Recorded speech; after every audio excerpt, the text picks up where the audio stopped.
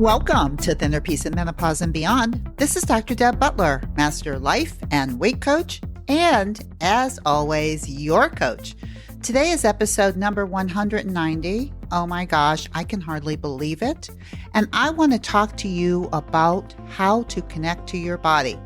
It's not just about the scale, people. It's about connecting to your body. It's about the whispers of your body. It's the only way to stay thin. Stay tuned. Hi, everybody. How are you today? It's a beautiful day in the neighborhood in my backwoods. And the only thing I want to warn you of is in my backwoods, we have this beautiful property of trees everywhere. And farther down in the woods, there is a neighbor that I can't see, but unfortunately I can hear. And I think he's cutting down some trees right now. And so I'm not sure if you're going to hear that or not, but hey, the show must go on. So here I go. And let me tell you something else. We're starting to get into the holidays, and I've just done a few podcasts on your mindfulness quotient or your MQ. And I really want you to consider that as the holidays come closer and closer about how you think about what goes on during the holidays and how you want to regard your body. And the reason that I say this about this mindfulness quotient, which is being aware of what's going on in your mind and body at any given time without any judgment, which allows you to be able to decide what is actually best for you in any given moment, and not just react to crazy thinking. And as I say that, I want to talk to you a little bit more about being your own body whisperer, because I know you've heard me talk about that on some of my podcasts, over 190 podcasts, over 3 years of podcasting. I mean, please stand up and give me an applause. Because 3 years weekly of committing to doing this, to get this word across to me is amazing on my end that I could honor this own commitment, because it is like honoring a commitment to myself. And it's not easy by any means, any more than the things that I ask for you when it's honoring commitments to yourself. Usually it doesn't feel easy in the moment, right? But there's usually a purpose that's much bigger and better. And when you're done doing something that isn't easy, but you know how good it is for you, then it's like skipping and jumping anywhere in excitement for doing the thing that you committed to, which is how I feel about doing 3 years of podcast. It's like, oh my gosh, I have gotten like so many letters from you.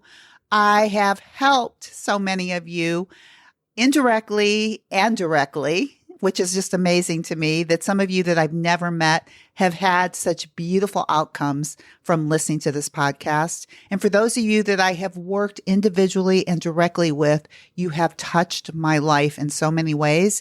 And I know that I've touched yours with the information that I received maybe 10 years ago. I feel like not only has it saved me, but I feel like I'm saving you. I'm saving others. And it's all because I'm trying to help you learn how to manage your mind so you can manage your life. Because guess what? Life just happens and you can't control a lot of that, but you have the control of how you want to think about it.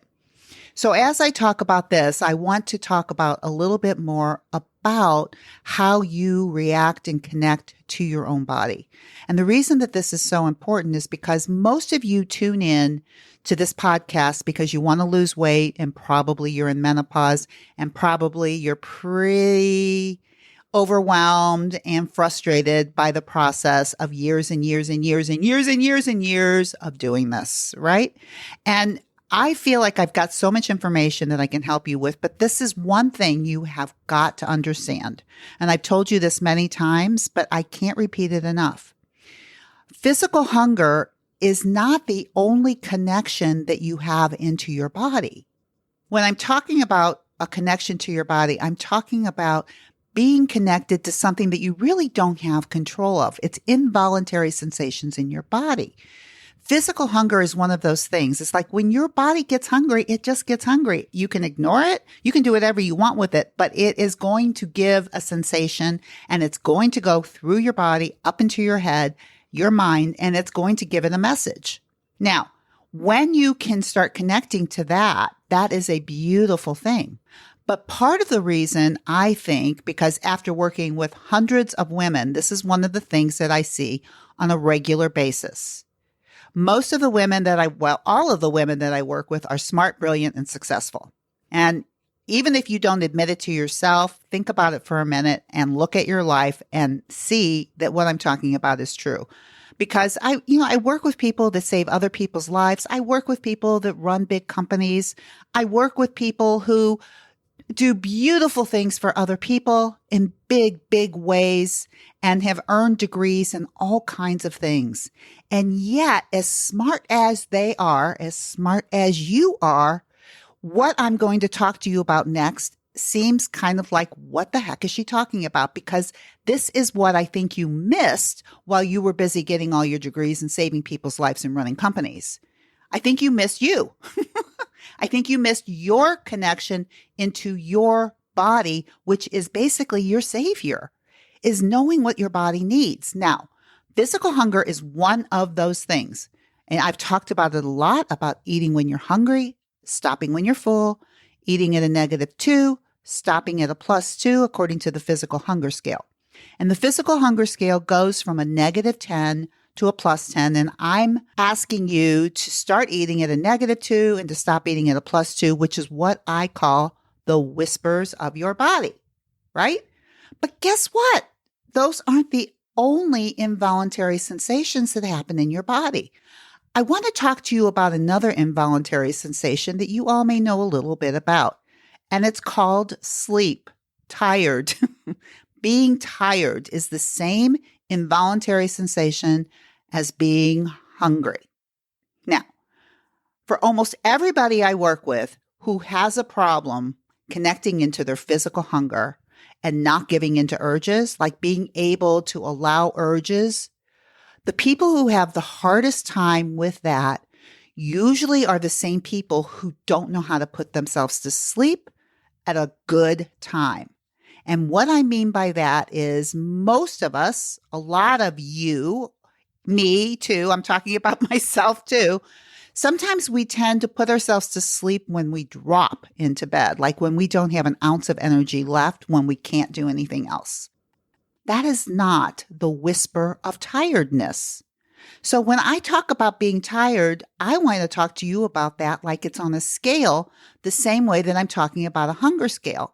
So if sleep goes from a -10, you're exhausted, and a +10 is you're so awake and feel so rested. I want to talk to you about the 0 to -10, when it's time to actually rest and put yourself to sleep. Because what I see that happens so much of the time, many of the women that I work with, when I go over their food journals, sometimes the hardest time they have paying attention to their physical hunger is when they're tired. And this is the problem, is when you're tired like way beyond a -2. Like a -2 is the whisper of hint, hint, it's time to think about getting ready to rest. Okay, I don't say you have to get into bed yet, but I would tell you that it's time to really consider getting ready and to stop doing whatever you're doing. Now, for most of you, that -2 means answer a few more emails. Maybe if it was me, maybe see another client, like I have somebody else on the schedule, or maybe it's stay an extra couple hours at work and get some more things done. Any of those things, make one more appointment, stop one more place. Oh, this is me. I'm talking about myself too. This is me. I've just had a full day and I think, hey, I'm just going by Trader Joe's. I love Trader Joe's. I love to shop there. Beautiful food to get there. I love it. I'm already really tired and I think, hey, what the heck? Let me just stop into Trader Joe's and get me a few things. Hour later comes by, I get home and I'm really tired. I really should have stopped. But this is the thing. Even I don't always listen to this. And so that's why I'm talking to you, because it's important. Do you know how much easier it is to eat between the twos if you get home and you're not completely exhausted?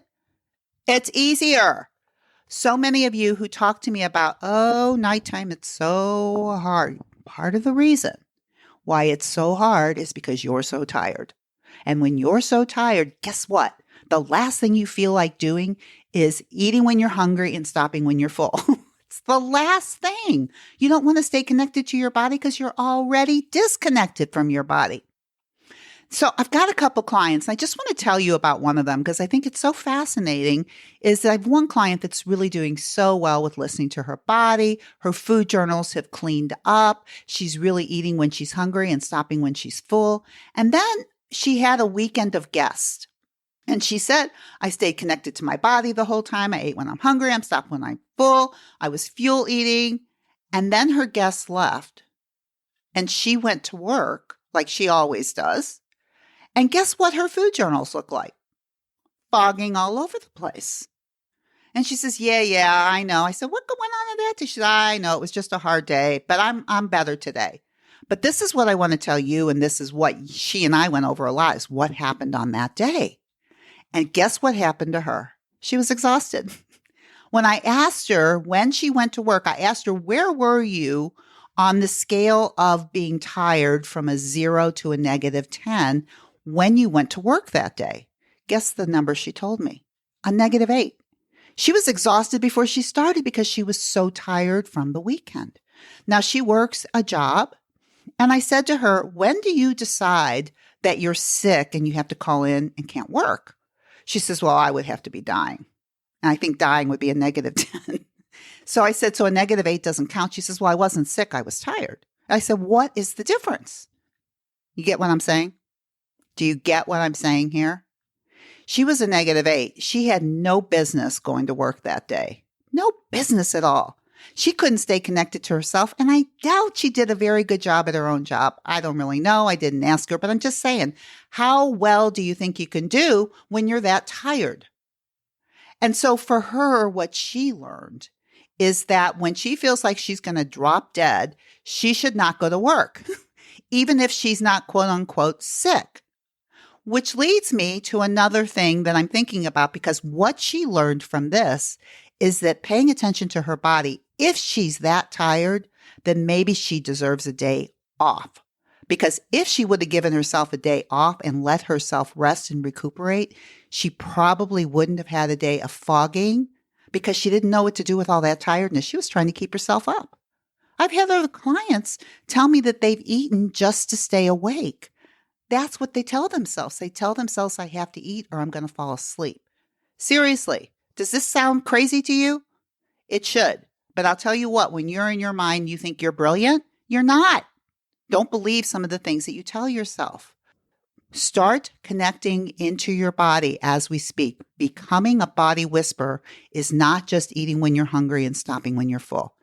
If you're having trouble eating when you're hungry and stopping when you're full, eating in the twos, or you find that you have more emotional hunger at certain times of the day, like the evening, start looking at this next thing when it comes to involuntary sensations, which is how tired are you? And my guess is if you start taking care of your own tiredness, you will start being able to take better care of your own hunger. They go hand in hand. And guess what else? When you feel like you're getting sick, it's the same thing of tired.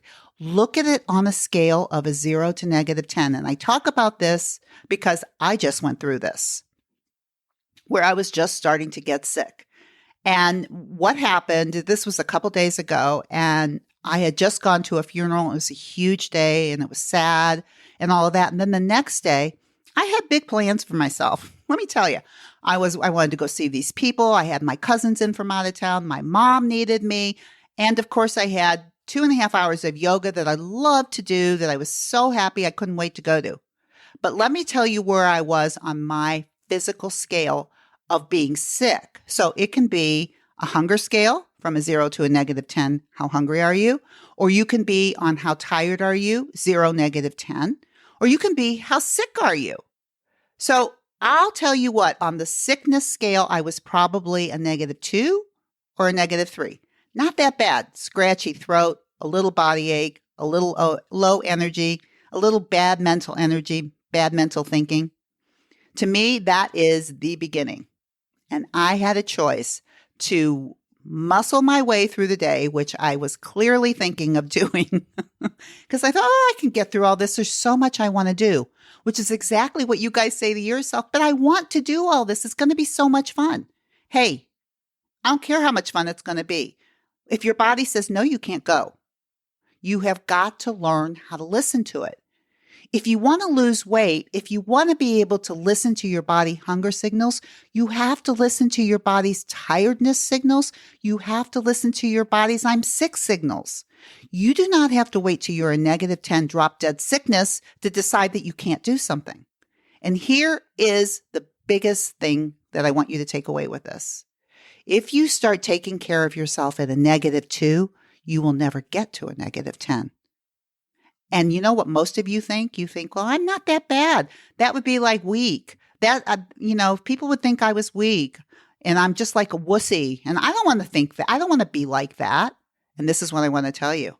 I would think that you're brilliant because you would save yourself weeks of being sick, all of that by just taking a couple days to listen to your body when it's whispering to you. Which is, I'm happy to say at this point on day 2 of starting at a -2, I'm coming back. I feel better.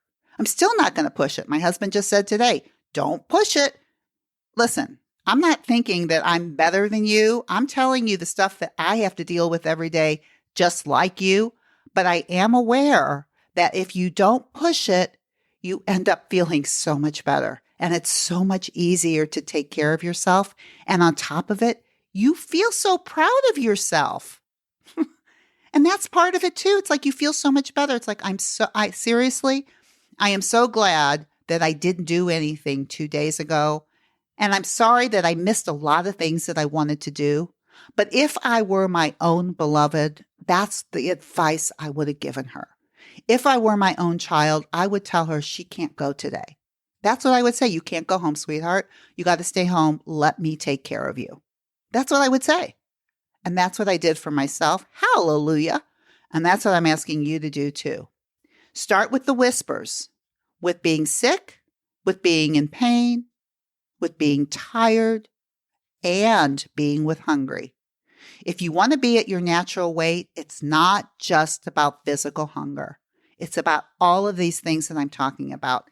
And guess what? The holidays are very, very close. And if you think you've been pushing yourself before this and you think you're going to start pushing yourself more, the holidays are a perfect time to learn how to do this. Don't push through the holidays and wait till January. Don't get that kind of thinking. Today is the best day ever to start paying attention to your body and treating you and your body as if you were your most beloved.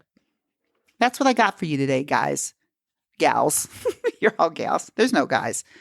This is what I have for you today. Please, please, please take it into your heart.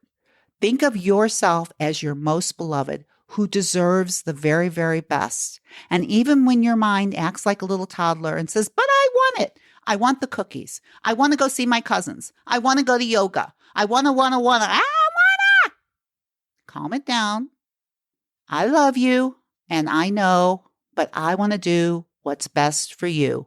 If it's not eating more, if it means resting more, if it means laying down when your back is killing you and you want to make about another 5 hours of running around, that's what I'm talking about. You can do it. And of course, you know what I'm going to say to you every single time about this, because this is all about being kind to yourself. This is the biggest message about being kind to yourself.